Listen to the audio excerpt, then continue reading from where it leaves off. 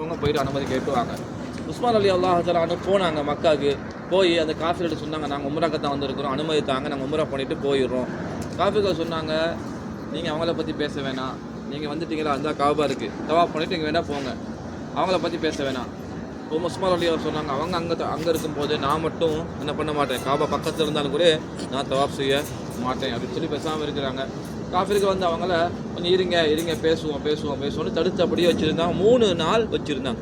3 நாள் உஸ்மான் அலி தான் வரலை. நபி அவங்களுக்கு இங்கே செய்தி வருது, பரப்பிட்டாங்க காஃபிர்கள் அங்கேருந்து, உஸ்மான் கொல்லப்பட்டுட்டாரு, உஸ்மானை கொண்டு போட்டாங்க அப்படின்ற செய்தியை பரப்பிட்டதோட நபி ஸல்லல்லாஹு அலைஹி வஸல்லம் அவங்க சொன்னாங்க, எல்லா சஹாபாக்கள்கிட்டையும் எல்லாரும் வாங்க, உஸ்மான் கொல்லப்பட்டுட்டார், இதுக்கு பிறகு நாங்கள் பொறுமையாக அந்த வேலையில் எல்லாருமே இந்த கையில் சத்திய வாக்கு தாங்க, பையத்துன்ற அரபில் சத்திய வாக்கு தாங்க, நாங்கள் புறம் முதுகு காட்டி ஓடுறதில்லை, திரும்பி ஓடுறதில்லை, உயிர் போகும் வரைக்கும் போராடுறது அப்படின்னு சொல்லி சத்தியம் பண்ணுங்க அப்படின்னு சொல்லி சொன்னதோட அந்த இடத்துல ஒரு மரம் ஒன்று இருந்துச்சு. எல்லா சஹாபாக்களும் அந்த மரத்தை கீழால் வந்து நபியோட கையை பிடிச்சி, நான் உங்களோட கையில் சத்திய வாக்கு தாரேன், நான் சத்திய வாக்கு தாரேன், நான் விட மாட்டேன் எல்லா சஹாபாக்களும் சொன்னாங்க.